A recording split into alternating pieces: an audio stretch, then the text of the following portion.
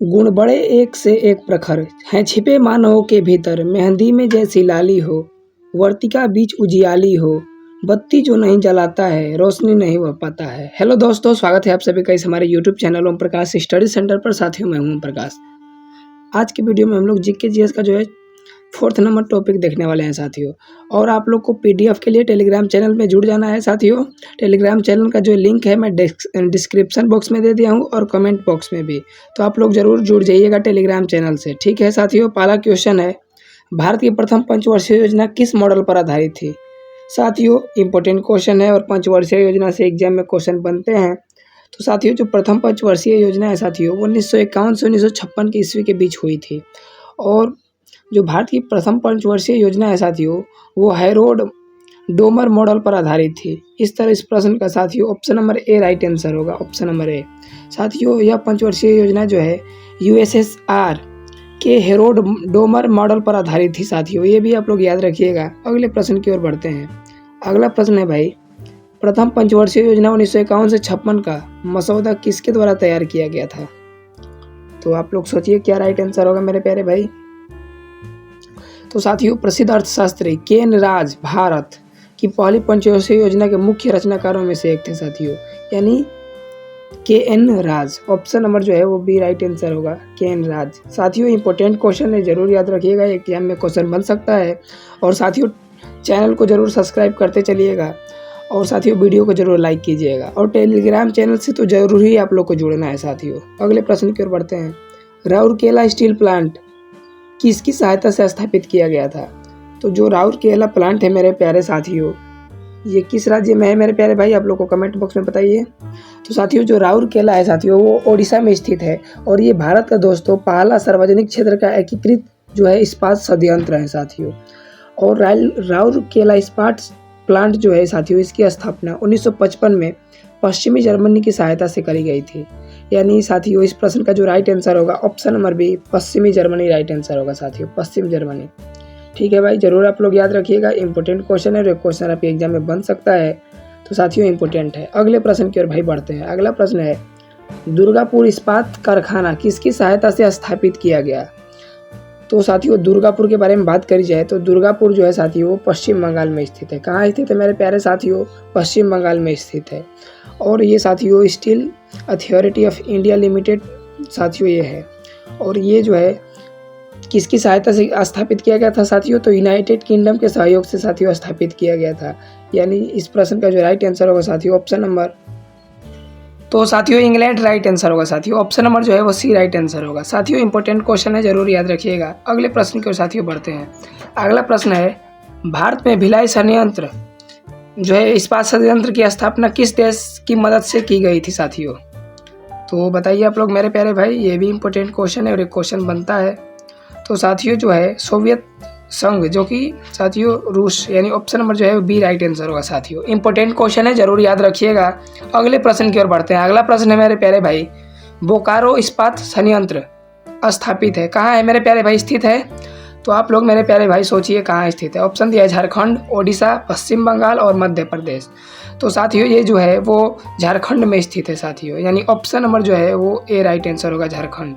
साथियों, आप लोग जानते होंगे कि बोकारो जो है साथियों, वहाँ झारखंड का एक जिला है साथियों, वहीं पे स्थित है। और रूस यानी सोवियत की संघ की सहायता से साथियों इसको स्थापित किया गया था बोकारो को, ये भी आप लोग याद रखिएगा, एग्जाम में एक क्वेश्चन बनता है। तो साथियों इंपॉर्टेंट है। अगले प्रश्न की ओर बढ़ते हैं भाई। अगला प्रश्न है, भारत में सर्वाधिक न्यूनतम जनसंख्या वाला राज्य कौन सा है? साथियों न्यूनतम पूछ रहा है, तो न्यूनतम जो है मेरे प्यारे भाई वो कौन सा है आप लोग सोचिए। तो साथियों सिक्किम जो है वो न्यूनतम जनसंख्या वाला राज्य है साथियों। और सबसे ज़्यादा जो राज्य वाला जनसंख्या वाला जिला राज्य है साथियों वो है जो है यूपी, उत्तर प्रदेश। साथियों इंपॉर्टेंट क्वेश्चन है, याद रखिएगा। और वहीं पूछा जाएगा कि सबसे ज़्यादा जनसंख्या घनत्व वाला जिला राज्य कौन सा है साथियों? तो वो है बिहार। ठीक है, अगले प्रश्न की ओर बढ़ते हैं। अगला प्रश्न है, भारत का सबसे अधिक जनसंख्या वाला राज्य कौन सा है? तो साथियों यूपी में काबा, आप लोग गाना जरूर ये साथियों सुने होंगे, यूपी में काबा। तो साथियों यूपी में जनसंख्या बा, तो साथियों यूपी राइट आंसर होगा। यहाँ की जो आबादी है साथियों वो लगभग 20 करोड़ के आसपास है साथियों, 2011 की जनगणना के अनुसार मैं बता रहा हूँ। ठीक है, अगले प्रश्न की ओर बढ़ते हैं। अगला प्रश्न है, किस वैज्ञानिक ने सबसे पहले ओजोन परत के छिद्र का पर ध्यान दिया? तो साथियों ओजोन परत पर जो छिद्र पर सबसे पहले ध्यान दिए थे फोरमैन जो है महोदय, यानी ऑप्शन नंबर जो है वो सी राइट आंसर होगा। जो फोरमैन महोदय जो है 1973 में, साथियों 1973 में ही 1 अप्रैल 1973 में ही प्रोजेक्ट टाइगर की स्थापना करी गई थी, ये भी आप लोग जानते होंगे। तो 1973 में ही साथियों इन्होंने ओजोन परत के छिद्र की सबसे पहले पता लगाया था, फोरमैन जो है यही। अगले प्रश्न की ओर बढ़ते हैं। अंतर्राष्ट्रीय ओजोन दिवस कब मनाया जाता है? तो साथियों 16 सितंबर को प्रत्येक वर्ष अंतर्राष्ट्रीय ओजोन दिवस मनाया जाता है। तो साथियों इंपॉर्टेंट क्वेश्चन है, जरूर याद रखिएगा। अगला प्रश्न है मेरे प्यारे भाई, ओजोन परत की मोटाई किससे मापी जाती है? तो ओजोन परत जो है साथियों इसकी मोटाई जो है मेरे प्यारे भाई डॉप्सन से मापी जाती है, यानी डॉप्सन इकाई। Option number B right answer होगा साथियों। डेसिबल ध्वनि की तीव्रता मापी जाती है साथियों, 20 हर्ट्ज से लेके 20,000 हर्ट्ज तक के बीच की आवृत्ति को हम लोग सुन सकते हैं साथियों। तो इस प्रश्न का जो राइट आंसर होगा ऑप्शन नंबर बी। अगले प्रश्न की ओर बढ़ते हैं। सूर्य से निकलने वाली पराबैंगनी विकिरण से पृथ्वी की सतह की रक्षा कौन सी गैस करती है? तो साथियों ये कौन सी गैस करती है मेरे प्यारे भाई, बताइए आप लोग। साथियों इंपॉर्टेंट क्वेश्चन है और क्वेश्चन आपके एग्जाम में बन सकता है। तो साथियों इस प्रश्न का जो राइट आंसर होगा ओजोन, साथियों राइट आंसर होगा ozone. Option number D right answer होगा साथियों। इंपॉर्टेंट क्वेश्चन है, याद रखिएगा। साथियों ओजोन परत की जो खोज है 1913 ईस्वी में हुआ था, जब लाला हरदयाल ने गदर पार्टी की स्थापना करी थी उसी समय।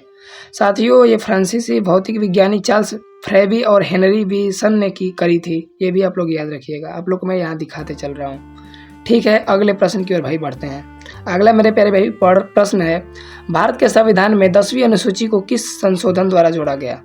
तो साथियों 10वीं जो अनुसूची है इसका साथियों दल बदल से संबंधित है, ये संसद और विधायकों पे लागू होती है साथियों, ये दल बदल से संबंधित है। 1985 के 52वां संविधान संशोधन अधिनियम के द्वारा साथियों इसका गठन कराया गया था, यानी ऑप्शन नंबर जो है वो सी राइट आंसर होगा, 52वां ऑप्शन नंबर सी।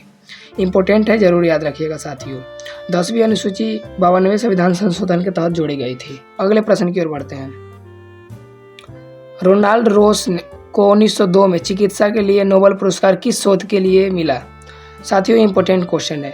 तो डॉक्टर रोनाल्ड रॉस ने मलेरिया के परजीवी की खोज करी थी साथियों, और इन्होंने सबसे पहले पता लगाया कि जो मलेरिया है साथियों वो मच्छर से फैलता है। किससे फैलता है मेरे प्यारे भाई? तो मलेरिया मच्छर से फैलता है, यानी ऑप्शन नंबर जो है वो बी राइट आंसर होगा। इंपॉर्टेंट है, जरूर याद रखिएगा। और एक और क्वेश्चन पूछता है साथियों कि मलेरिया किस मच्छर के काटने से फैलता है साथियों? तो मलेरिया जो है मादा एनोफिलीज मच्छर के काटने से फैलता है। आइए अब मैं आपको दिखाते चलूँ। अगला प्रश्न है, मलेरिया किस मच्छर के काटने से फैलता है? तो जो मेरे प्यारे भाई मलेरिया है मेरे प्यारे भाई, वो मलेरिया मादा एनोफिलीज नामक संक्रमण मच्छर के काटने से फैलता है, यानी option number A right answer होगा। साथियों बहुत ही इंपॉर्टेंट क्वेश्चन है, तो क्वेश्चन पूछता है।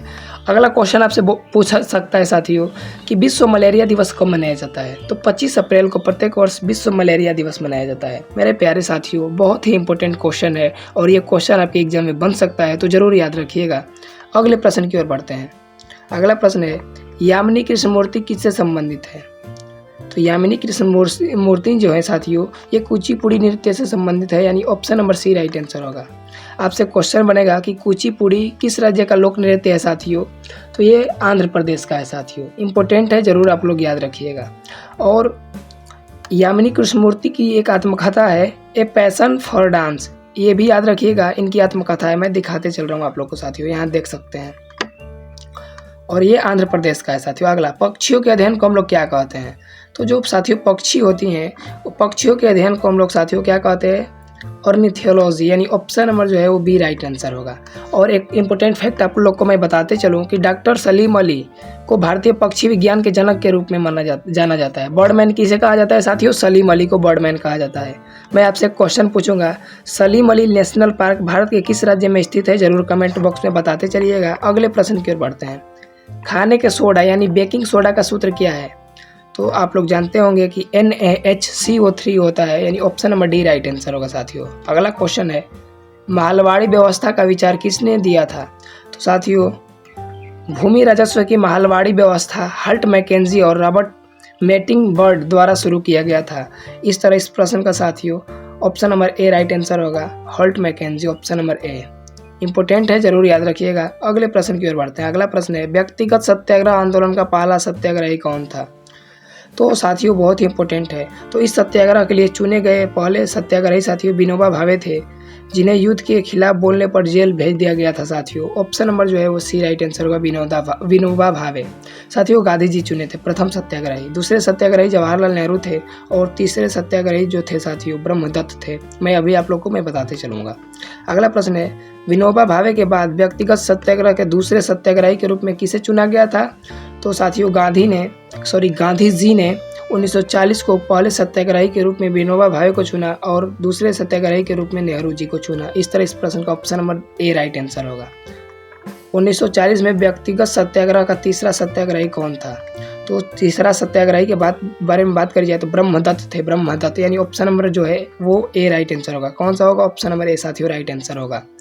और यहाँ आप लोग देख सकते हैं महात्मा गांधी ने व्यक्तिगत सत्याग्रह प्रारंभ करने के लिए आचार्य विनोबा भावे को पहला सत्याग्रही, दूसरे के रूप में जो है जवाहरलाल नेहरू और तीसरे के रूप में ब्रह्मदत्त को चुना।